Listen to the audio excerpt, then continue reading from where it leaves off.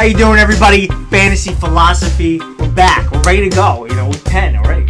Week 10, all right? Week 11. God damn. That's crazy. Well, obviously, we're not in our usual venue here. We had to switch it up a little bit. But you know what? This is all right. We got the couch. It's pretty comfortable. We're making it work with this, this handy table. But you know what? The information is not going to change. We're still going to give you the best information that you can find on the internet. Fantasy Philosophy. We got Pete here. We got Kev. I'm Paul. And we're going to give you the Week 10 recap. We're going to give you the, what surprised us, what we're looking forward to in the future, what we think was good, what we think was bad. And yeah, we'll start there. So, real quick, we're going to get into Packers and Bears. We had Brett Hundley against Mitchell Trubisky, the matchup of the week, you know what I'm saying? But the Packers actually got the W, even though the Bears are typically a good defense at home. Mm-hmm. Typically, they've been averaging about 10 points at home as a defense, and they kind of fell short of that this week. But Davante Adams got involved. But the bad thing from the Packers side, we saw injuries from Aaron Jones and Ty Montgomery. Kev, I know you drafted this guy, Jamal Williams, and he didn't really get his opportunity when Ty Montgomery went down. It was Aaron Jones. But now, since they're both out, do you see anything from him the rest of the way? It's kind of hard to tell. Moving forward, Jamal, I think he had a few carries. I think it was 10. He didn't really do much with it. Right. Aaron Jones is out, a month? 5 to 6 weeks. Timeout might get a few snaps here and there. But he is the guy there. He'll get the volume, but he's not necessarily going to do that much with it. That offense is pretty weak right now. Hundley's not really moving the ball too well with the Packers. I see him as an RB3, maybe a flex moving forward. Okay, and now, the run game obviously has been an issue, but also the receiving core of the Packers. Davante Adams got in the end zone, but Jordy Nelson and Randall Cobb still not doing much. Pete, do you trust any of those receivers going forward? It's definitely tough to trust them without Aaron Rodgers, but Adams really is kind of, you could say touchdown dependent, but he did have 90 yards.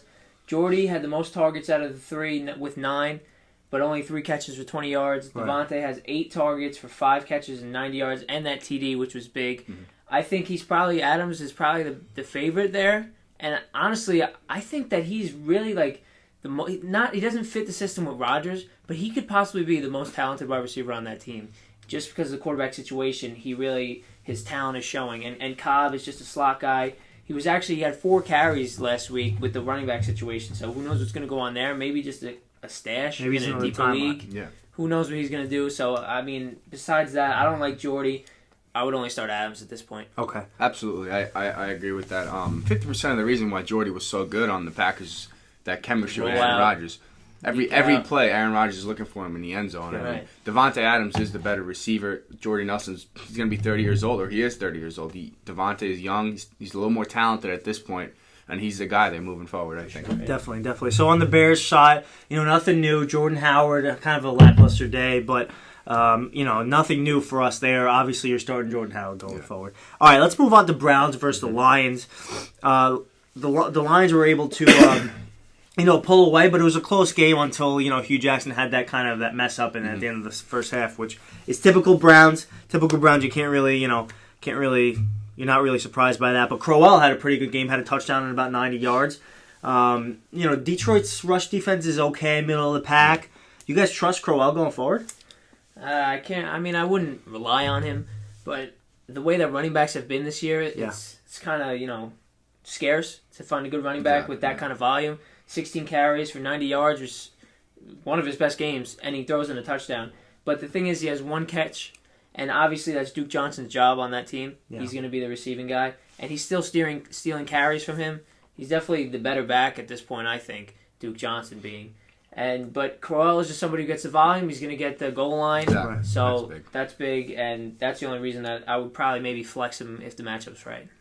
Yeah, like you said, you're going to figure that the Browns are going to be down most of the games they play in, right? And Duke Johnson's going to be the passing down back.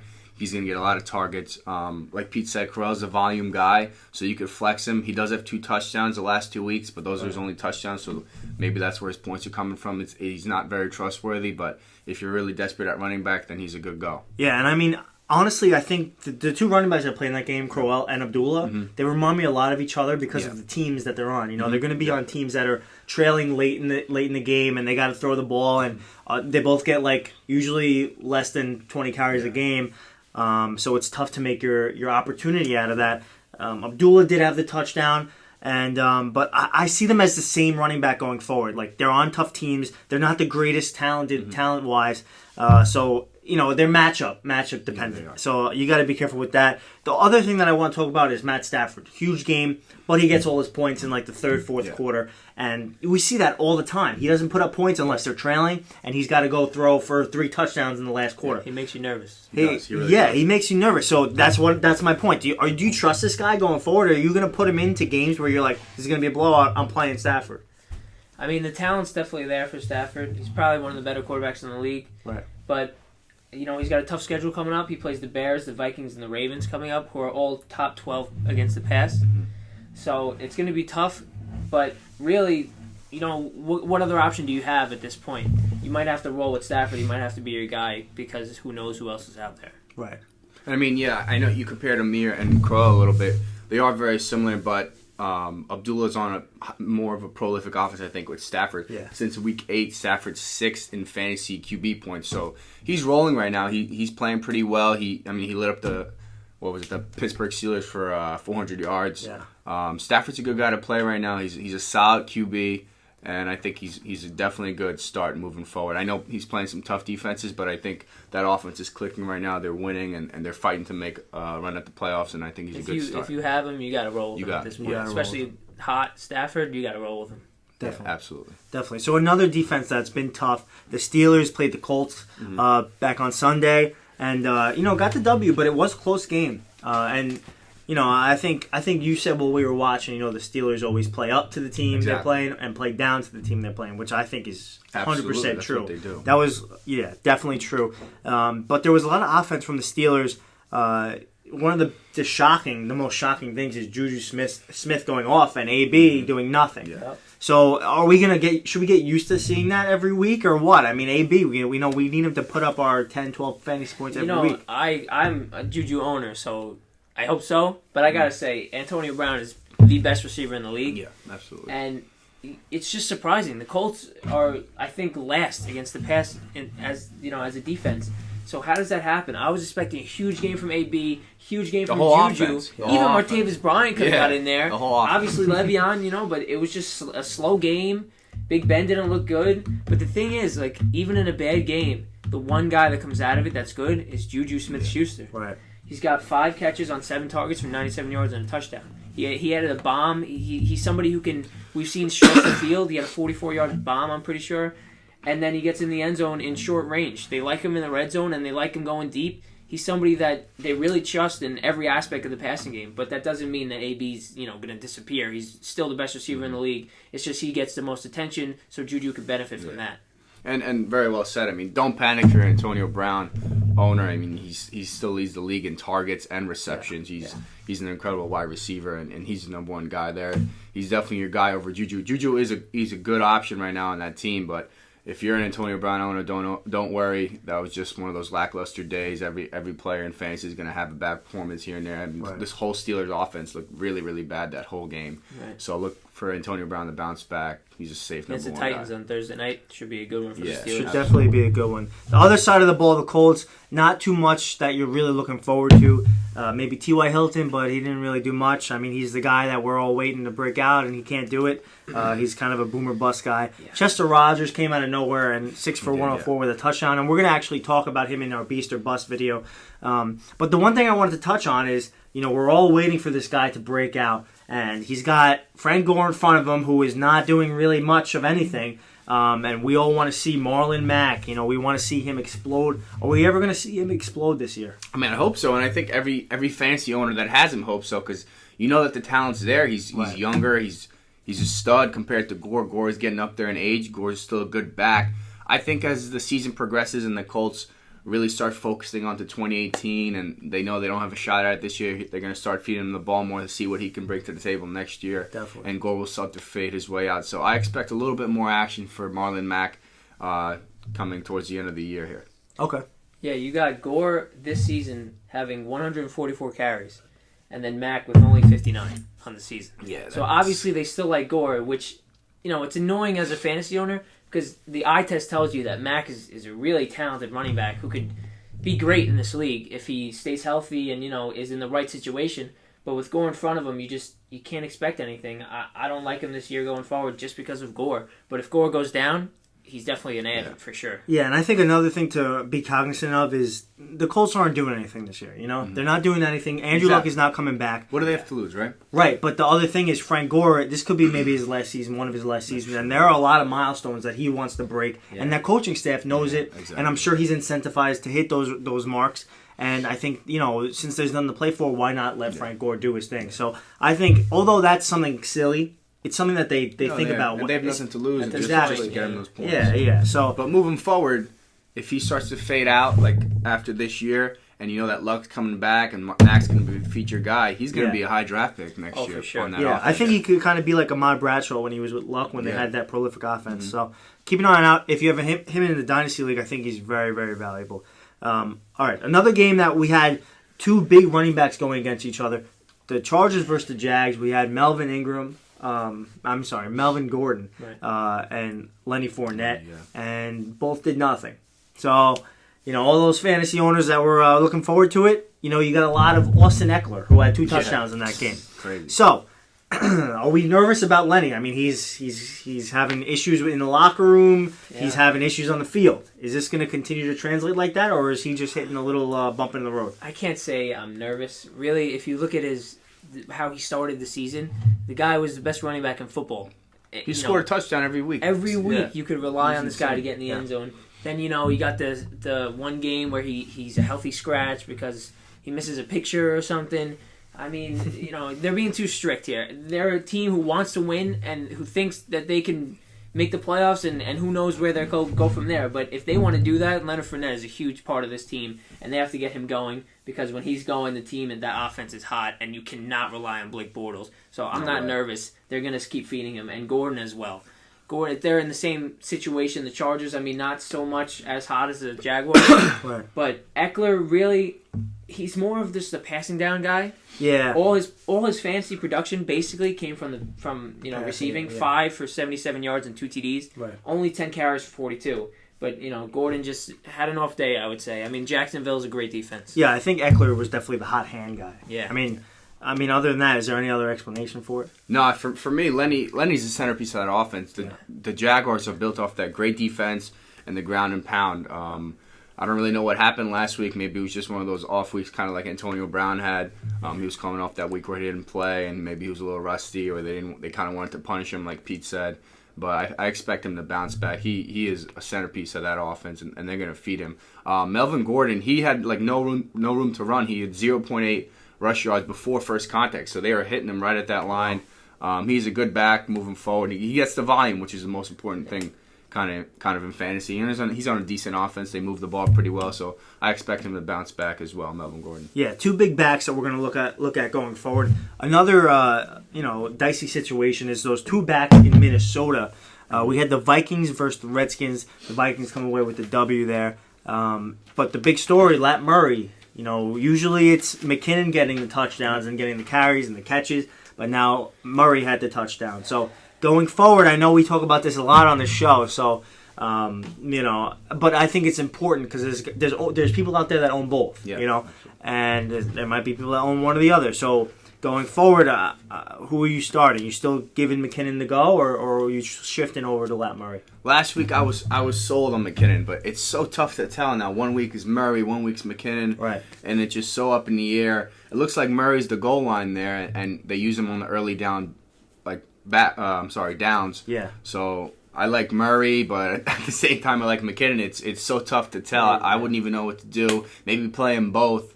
Right now, it looks like Latavius is the early down back. He's getting the volume, so probably him. Yeah, it's kind of like the poor man's Mark Ingram and Alvin Kamara. Exactly, yeah. So, I would even compare it. I mean, obviously the Browns situation is lower, but it's kind of like Crowell and Duke Johnson. I mean, Right. Crowell will get in the end zone, he's relevant. Same thing with Latavius. Yeah. He'll get in the end zone, he's relevant, and then you got Duke Johnson catching the ball. You're going to have McKinnon catching the ball. It's similar, but obviously they're in a higher-powered offense and a better team. But, it's a similar situation. You really don't know who's going to be the guy, and until they commit, Exactly. a lot of game flow week in and week dependency. out. Yeah, I was just going to don't say, know. I think if the Vikings have a tough matchup, you go with McKinnon because they're going to be playing from behind, they're going to be throwing the ball. But if they're in the game, they're handing it to Murray and they're trying to, keep control of the clock. Yeah, so like a tight game, or even if they're up. yeah, exactly. So keep an eye on the matchup, I think, for that one. But, definitely two guys that you could consider either flexing or starting at your RB2 Absolutely. position going forward. On the other side of the ball, we had Kirk Cousins. He had a huge day. And, he even threw to a receiver for the first time in a long time. Jamison Crowder finally, got going. What do you have, 80 yards or so? 80 yards. And, he targeted a lot, man. a lot, yeah. I mean, what do you think? Is this an every game thing, or is this one time thing? for I Crowder? definitely like him going forward. In his first 6 weeks, he had 24 targets. In the last 2 games, he had 24 targets. Wow. So they're getting him involved a lot more. He loves Thompson, and he loves his tight ends. Yeah. And Crowder. You don't really see Doxson. I mean, Doxson's there, but Pryor's not getting anything, really. Doxson will get some of it, but it looks like Crowder's working on a slot a lot, and Kirk likes him. So I look to see him continuing to produce. Yeah, I had Crowder last year, and coming into this year, I always said he's like a poor man's Antonio Brown. Yeah. It's like the talent's there, he's a great slot receiver, and I really thought he was going to be great this year. But it's very disappointing to have him start out like that, but to start seeing him getting going is very encouraging. Definitely. So, we go from that great Redskins offense who has been great year in and year out, and now we go to another team who is, starting to see a great offense for the first time. We got the Texans versus the Rams. The Rams win 33-7. And, you have those two teams, and I have to say, if Deshaun Watson was still there, I would have killed to watch that game. Yes, that game would have been amazing. Unfortunately, he was not there, and they only put up 7 points. And we'll talk about who you trust there. But let's start with the Rams. I mean, you can almost play every single guy on that offense. Sammy had a touchdown. Robert Woods went off. Todd Gurley obviously had 130 yards like usual. Jared Goff went off again. The only person that didn't do anything was Cooper Kupp and maybe the tight ends. But There's so many weapons. There's so many weapons. But when you're playing a team that has no offense, no secondary, you can play everyone on this Rams offense. Absolutely. I mean, is there anyone that you're like, you got to play every single week besides Todd Gurley? Any of those receivers? I mean, you could say Robert Woods last week was, he had a good game, but who knows what he's going to do going forward. Right. And then he does this. Well, 2 weeks ago, and now last week it would be. He does another huge game, 2 touchdowns, bunch of yards. It's ridiculous. He's somebody who's definitely got to be in your lineup, at least as a flex, because he doesn't get the attention. I mean, you could say they're playing the Vikings next week, the Vikings, and you could say Rhodes is going to be on him, but I doubt it because you can't not guard Sammy Watkins because what he brings to the table. And Todd Gurley, There's so many mouths to feed, but at the same time, he loves Woods, Goff. That's his go-to guy. Most targets, most catches on the team, most yards. He's definitely the receiver that you have to play. I think I would. Besides Gurley, he's the next best guy in the offense. Yeah, absolutely. That offense runs through Todd Gurley. And then, like you said, Woods leads him in routes ran, receiving yards. He's the go-to guy there. Yeah. The only thing is, I'm not really sold on Jared Goff. Woods is a consistent flex play because he will get the ball a lot. Yeah. But I'm not that sold on that offense. They beat Texans and the Giants back-to-back weeks. They had explosive games. Yeah. But he didn't really do too much against great defenses like the Seahawks, Jags, Redskins, and Arizona. He only scored 1 touchdown and 4 picks or so. Yeah. So let's see what he does against the Vikings moving forward. That's going to be a great game. They're battling it out. Both teams are winning and making a push for the playoffs. So that's a great way to test out where Goff is going this year. Look to see what happens in that game against a solid defense. It's going to be fun to watch him face some good defenses. But what's funny? I think you can almost compare this Rams offense to the way the Pittsburgh Steelers have been running their offenses in the past few years. You got Sammy Watkins as the main guy. You got AB as the main guy. You got Le'Veon and Gurley. They got the heavy running backs that they'll feed 20, 25 carries a game. And then you got that sneaky guy, whether it be for the Steelers, Eli Rogers, Martavis Bryant, Juju Smith-Schuster. Now they have Robert Woods. And, Big Ben and Jared Goff, they're great quarterbacks that you can plug in and play in those offenses. So, I think these two teams are at least on the offensive side have it right. So I think you could see success from them not only this year but in the future. And then the sad part that we have to talk about is the Texans offense with Tom Savage out there. Do you guys have any confidence playing anyone other than D-Hop on that team? I mean, Lamar Miller, he still gets the volume. Right. He out-touched Foreman. You know, I'm a Lamar Miller owner. I drafted him high because I knew, I didn't know, but I had a good feeling that he was going to have a good year. So I took him. I took a risk, and it's paying off so far. But now watching the game and seeing Foreman in, I mean, he'll come in, run for a 21-yard gain, and then they'll bring in Foreman. You know, it's kind of annoying as a fantasy owner. Right. I feel like Foreman really has to prove himself, and he hasn't, but Lamar goes in there and game in and game out, and he's putting up numbers. I mean, why isn't he the feature guy? It's annoying, but they got to see what they got because, you know, they're not going to do anything this season, so they want to see what they have behind Lamar because who knows how long he'll last. Right. But for sure, you got to play Lamar week in and week out because of the volume and what he can do. He's a solid RB2 flex at least. Yeah, definitely. And in the matchup dependent world, would you ever think about giving Will Fuller another shot? It's just tough, man, with Savage. I mean, they don't really do anything on offense. Like Pete said, Hopkins and then Lamar. Lamar's the go-to guy, and it sucks because when Watson was playing and they know that they had a chance at, you know, maybe even the division, you really didn't see Foreman or really any of the other backs because they knew what their plan was and they knew how to use Lamar. But now that they kind of said, they didn't say it, but we all know that the season's kind of over for them. Savage isn't going to bring it to the playoffs. So what can Foreman do and those other guys can do? So it's kind of crappy moving forward for the Texans. Definitely. It's been a very bad decline since Deshaun Watson has been gone.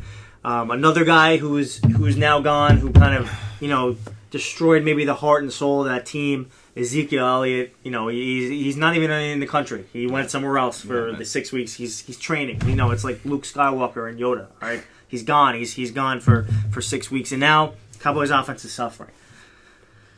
We watched Alfred Morris take the starting role. Not the best. He did his job, but not the best. Obviously, the game script wasn't there. And then also Rod Smith showed some, you know, flashes here and there as well. What are your guys' feelings about those two going forward? You starting Alfred Morris? I like both of those backs. What's questionable to me a little bit is that when Alfred was in, they ran the ball. When Rod Smith was in, they did dump off. So it started to become very predictable. Right. Yeah. The Falcons defense was like, all right, Rod Smith is in. He's catching a dump off. Yeah. So they have to start working it out so that Rod Smith is getting some more carries and maybe more of an even split, even Alfred taking balls out of the backfield.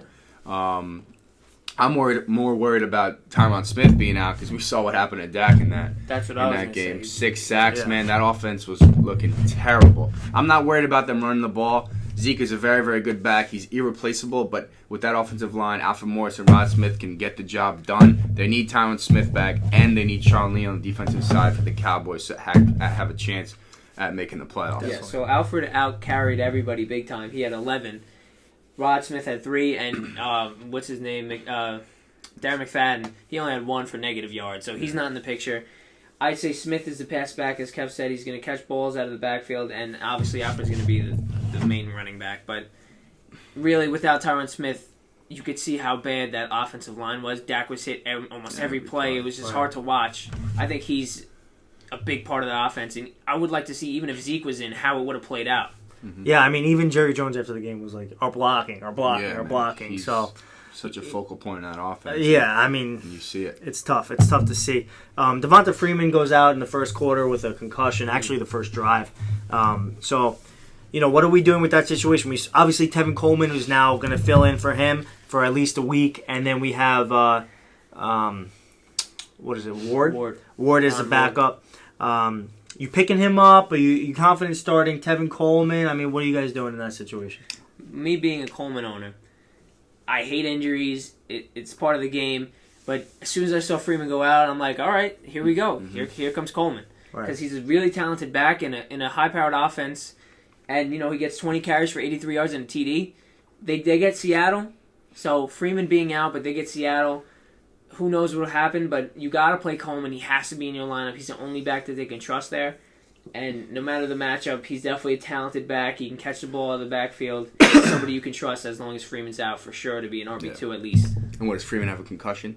He's out for a week. If they play Seattle, Coleman, he's going to be the guy that he's going to get the volume.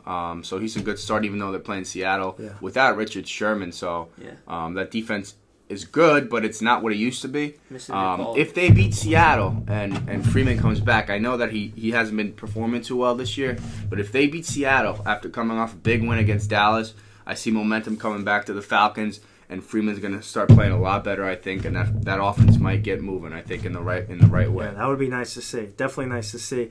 Another team that getting back to normal with their offense, the Patriots versus the Broncos on Sunday night. Broncos defense looking shaky. I mean, they're not the defense they once were. Big game from Deion Lewis. He had a rushing touchdown and a return touchdown.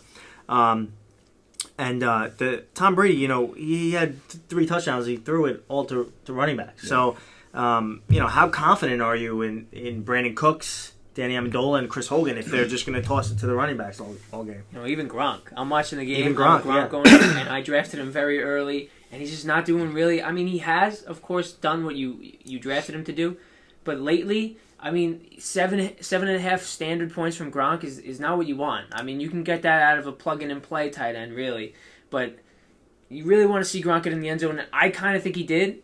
That call was very controversial. That was a tough call. But to be honest, for them to not really be looking at Gronk against the Broncos, who were giving up, I think, maybe the most points to tight ends this year. It is the most, yeah. It's ridiculous that he doesn't get in the end zone at least once. I was expecting a huge game from him, and it's upsetting for me. But obviously, he's Gronk, and he's the main target on that offense. So don't trade him away or anything. Don't get rid of him. Yeah. He's still going to be the guy.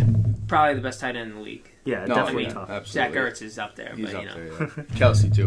I'm definitely not worried if you're an owner of any of those wide receivers or Gronk. They're talented guys on a high prolific offense. Yeah. You know how New England is. You know how Belichick is. He's a perfect mastermind game planner. They knew that the Denver Broncos secondary is amazing. They're not going to take risks. They have a great pass rush. Running back's going to leak out, dump it.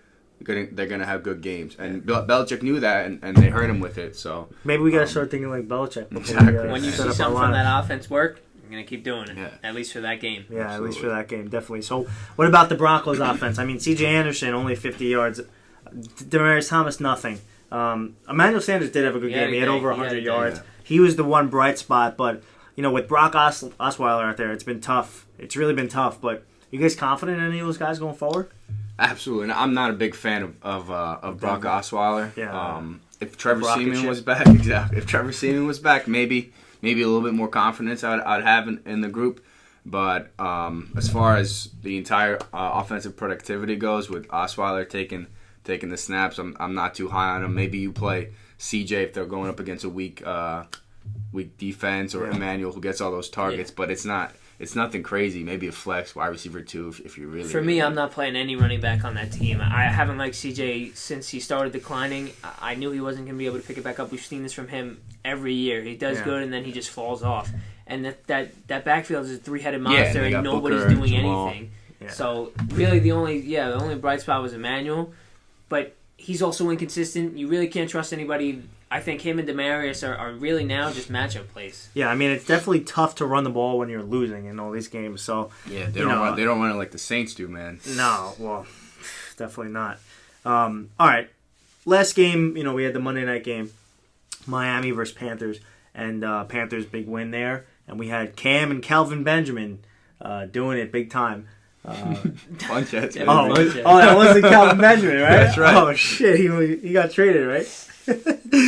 I'm just kidding, but it looked like it was Calvin Benjamin out there, right? Yeah. Cam and Funchess had a sick day. 2 touchdowns for Funchess and Cam Newton running all over the place. I mean, again, it was against Miami, but is Cam back? Oh, yeah. He's got to be back at this point. I hate to say it because I just traded Funchess away, but the kid's gonna have a good rest of the season. They got a lackluster schedule moving forward, and they're gonna feed him the ball. Curtis Samuel's out for the year, so Cam is back. See. They got a good schedule moving forward. You start Cam, you start Funchess, 100%. I love to see Cam running around. At MCAF. They said he wasn't going to be. He's using his feet, and he's getting you all the points by using his feet, and then he's throwing touchdowns. Cam looks like that 2015 MVP candidate, and he might even make it again. Who knows? Cam looks amazing, and I honestly traded him when he was doing terrible. I really wish I could have him back now. Yeah, I mean, it's definitely, Miami's defense is not great. Yeah. I expect those numbers every week. Right, He's yeah. 30, but he's a solid he's getting player there. every week. He's getting there. That offense is Definitely. clicking. And you know what? I think that he can finish out the year and make the playoffs, and it's going to be exciting to see him in the playoffs. Oh, yeah. So we'll see what happens there. All right. So there you have it. There's our Week 10 recap. We went through all the good stuff. Be sure to follow us on Twitter at FNTSY Philosophy, especially on Sundays. Ask us any questions you might have. We have a pretty good record in that. I don't think we've been wrong yet. So definitely give us some questions there. And check out our Beast or Bust video for Week 10. And have a good one.